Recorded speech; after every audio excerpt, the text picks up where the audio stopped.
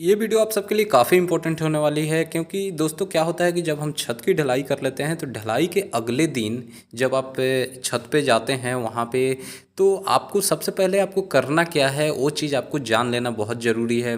क्योंकि बहुत लोगों का ये शिकायत आता है कि वहाँ पे उनके छत में क्रैक आ गया या फिर तराई कैसे करें, किस टाइप का क्रैक आ रहा है तो आपको क्या करना चाहिए, सब कुछ मैं इस वीडियो में आपको बताऊंगा। देखिए सबसे पहले आपको करना क्या है कि जब आपका छत जब ढलाई हो रहा है तो एक चीज़ उसमें ये ध्यान रखना है कि जो टेम्परेचर है ना आपका, या तो ज़्यादा ठंडी है, बहुत ज़्यादा ठंडी है, तो उस टाइम में भी आपको क्या करना है, छत की ढलाई नहीं करनी है। क्योंकि ज़्यादा ठंडी टेम्परेचर में आप छत की ढलाई करते हैं तो सीमेंट का जो हाइड्रेशन प्रोसेस होता है, जो कंक्रीट का हाइड्रेशन प्रोसेस होता है, वो काफ़ी देर से शुरू होता है। अब कंक्रीट का स्ट्रेंथ बढ़ाने के लिए हाइड्रेशन प्रोसेस होना उसमें बहुत ज़रूरी है। तो वो काफ़ी देर से स्टार्ट होता है, तो वहाँ पे क्या है कि आपका कंक्रीट जल्दी स्ट्रेंथ उसको नहीं मिल पाता है। और दूसरी बात ये है कि ज़्यादा टेम्परेचर है, बहुत ज़्यादा टेम्परेचर, तो भी आपको ढलाई नहीं करनी है क्योंकि बहुत जल्दी जल्दी हाइड्रेशन प्रोसेस स्टार्ट हो जाता है। तो उसमें आपके छत में क्या है कि आपको क्रैक देखने को मिल जाते हैं। और क्रैक क्यों होते हैं, टेम्परेचर की वजह से होते हैं, वहाँ पे श्रिंकेज क्रैक आ सकते हैं। ठीक है, तो ये पहला पॉइंट था। दूसरा पॉइंट, अब जब छत की हमारी ढलाई हो गई तो वहाँ पे अगर ज़्यादा टेम्परेचर है, 30 डिग्री से ज़्यादा टेम्परेचर है, तो जैसे कि आपका मान लीजिए कि ढलाई हो रहा है तो पीछे से आपको क्या करना है, जैसे जो छत आप पीछे से ढाल लिए हैं, 2-3 घंटे हो गया है टाइम, तो आपको उस पर पानी के फुहारे मारते रहने हैं, यानी थोड़े थोड़े पानी का छिड़काव करते रहना है ताकि जो कंक्रीट है, जो सीमेंट है, उसका हाइड्रेशन प्रोसेस मेंटेन रहे। क्योंकि देखिए हाइड्रेशन प्रोसेस जितना मेंटेन आप रखेंगे जितना उसमें होगा आराम आराम से, ही नहीं कि एकदम बहुत तेज़ी में टेम्परेचर ज़्यादा हो गया आप पानी नहीं मारें तो मेंटेन नहीं होगा तो क्रैक आ जाएगा। तो आराम से उसका मेंटेन करके रखना है। और ये जो हाइड्रेशन प्रोसेस होता है ये आपको कम से कम 10 से 12 दिन तो चलते रहेगा।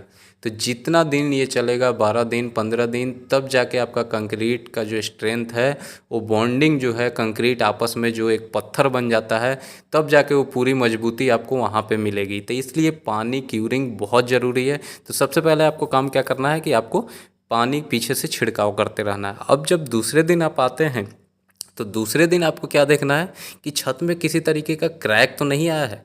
अब क्रैक कैसे हो सकता है, जैसे आप यहाँ देख रहे हैं बहुत छोटे छोटे माइनर क्रैक आपको दिख रहे हैं। ये किस टाइप के क्रैक हो सकते हैं, ये श्रिंकेज क्रैक हो सकते हैं। बहुत ज़्यादा टेम्परेचर में जो हम अपने छत की ढलाई कर दिए हैं तो टेम्परेचर की वजह से आ सकता है, पानी जो है वो सूख गया है, हाइड्रेशन प्रोसेस बहुत तेज़ हो गई है, उसका अंदर का जो कंक्रीट का पानी था वो भी वहाँ पे सूख गया है, ऑब्जर्व कर लिया है धूप ने, तो उस वजह से हो सकती है। दूसरी चीज़ ये हो सकती है कि जो शटरिंग हमारी होती है ना, वो सेटलमेंट क्रैक, मतलब वो थोड़ा बहुत सेटल हो गया होगा नीचे, तो सेटलमेंट क्रैक आ जाता है। तो जो दोस्तों श्रिंकेज क्रैक छोटा मोटा है वो तो चलेगा, लेकिन जो सेटलमेंट क्रैक होता है वो बहुत नुकसानदायक होता है। तो वो आपको ध्यान देना है कब, ढलाई के टाइम में, कि उस तरीके का सेटलमेंट ना हो, शटरिंग कहीं से ना बैठे। और ये जो शटरिंग आपकी हो रही है वो मजबूत, आप नीचे से ईंट पत्थर रख के उस पर बल्ली अपना लगाए हों, तब जाके उस पर अच्छे से सपोर्ट मिला हो, ताकि अगर कंक्रीट वगैरह ढाला जा रहा है तो वहाँ से आपकी जो स्टेजिंग होता है वो नीचे ना बैठे, तब जाके वहाँ पे क्रैक नहीं आएगा। अगर मान लीजिए कि आपका क्रैक वहाँ पे आ गया है तो अब हमें करना क्या है, जैसे छोटे मोटे क्रैक हैं तो बहुत लोग आप देखे होंगे कि करते क्या है कि अगले दिन जाते हैं, पूरे छत पे सीमेंट का घोल बनवाते हैं और उस पे लगवा देते हैं। वो कहते क्या है कि इससे हमारा क्रैक नहीं आएगा, क्रैक ढक जाएगा। लेकिन दोस्तों वो बहुत गलत तरीका है, आप वहाँ पे सीमेंट का आप नुकसान कर रहे हैं।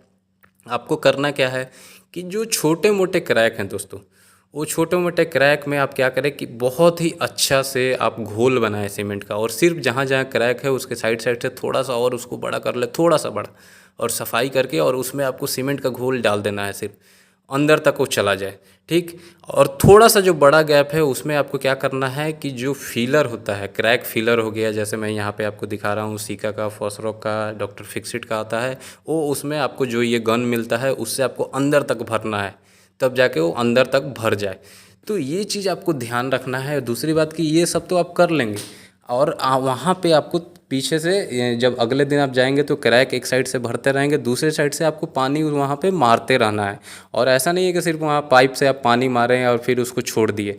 अगला काम क्या होता है कि आपको वहाँ पे पॉन्डिंग मेथड करनी है। पॉन्डिंग मेथड क्या होती है कि जैसे आप यहाँ पे देख रहे हैं क्यारी बनाई जा रही है पूरे छत में, जितना भी छत है आपको क्या करना है, उसको छोटे छोटे हिस्सों में घेरना है।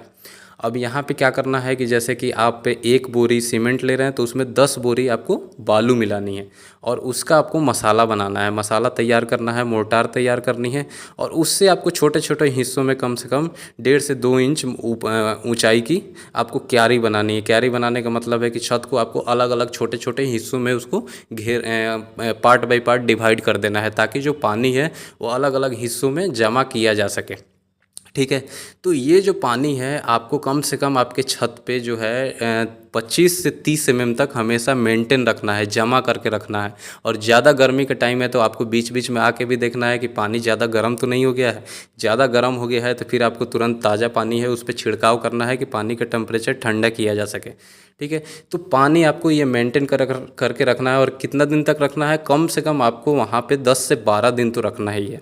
ठीक है। अब जब ये 10 से 12 दिन आप पानी मेंटेन करके रखेंगे तो बहुत लोग अब ये भी सवाल करते हैं कि क्या सर जब छत की हमारी ढलाई हो जा रही है तो अगले दिन या उसके 2 दिन बाद से हम ऊपर का काम शुरू कर दें। दोस्तों देखिए, मैं आपको बता दूं कि ऊपर का काम जो है आप मेरे ख्याल से कम 1 हफ्ता रुक जाएं, उसके बाद शुरू कराएं तो बेटर है। हाँ, थोड़ा बहुत काम है जैसे कि पिलर स्टार्टर बनाना, यानी कि पिलर का पोजीशन निकालना और सरिया बांध के छोड़ देना, तो उसमें ज़्यादा लोड नहीं पड़ता है। अब वहाँ पे आप जाएंगे, जैसे कि ऊपर का दीवार बनाना शुरू कर दिया, उसके लिए आप सीमेंट रख रहे हैं, उसके लिए आप गिट्टी बालू सब कुछ जमा कर रहे हैं, तो ऐसा आपको गलती नहीं करनी है। आपको वो काम कम से कम हफ्ता 8 दिन के बाद करनी है। और ये भी ध्यान रखना है कि ठेकेदार लोग करते क्या हैं कि अपना जो शटरिंग होती है जल्दी हटाने के चक्कर में वो आपको बोलते हैं कि आपका तो 4 से 5 दिन में अब छत मजबूत हो गया, इसको हटा लीजिए, कोई दिक्कत नहीं है। एक काम कीजिए, पूरा नहीं हटाऊंगा मैं, आधा आधा हटा देता हूँ। मतलब आपके पूरे छत में जैसे कि एक बीम के नीचे 10 बल्ली लगी है तो वो कहेंगे 5 मैं छोड़ देता हूँ, 5 हटा लेता हूँ। लेकिन आपको ऐसा नहीं करना है, उनको बोलना है कि 12 से 15 दिन के पहले आप शटरिंग बिल्कुल नहीं हटाएंगे। तो इस चीज़ का आपको ध्यान रखना है। और 12 से 15 दिन के बाद भी दोस्तों अगर आप छत पे अपना काम कराने जाते हैं, वहाँ आप पिलर ढलवा रहे हैं, पूरा मटेरियल स्टॉक कर लिए हैं, दीवार खड़ी कर रहे हैं, तो फिर भी आपको उसके नीचे का जो शटरिंग है वो आपको लगा के ही रखे रहना है। फिर उसके ऊपर आपको कम से कम काम करना है। तो जो नीचे की शटरिंग रहेगी वो 20 दिन तक आपको कम से कम रखनी है। तो ये सब काम जो है बहुत ज़रूरी है। इस तरीके से आपके करेंगे तो छत भी मजबूत होगा, छत में हाइड्रेशन प्रोसेस मेंटेन रहेगा, तो आपकी कंक्रीट भी मजबूत होती रहेगी और साथ में आपके छत में किसी तरीके का क्रैक भी नहीं आएगा। और इस तरीके से फिर आप ऊपर अपना काम कर सकते हैं।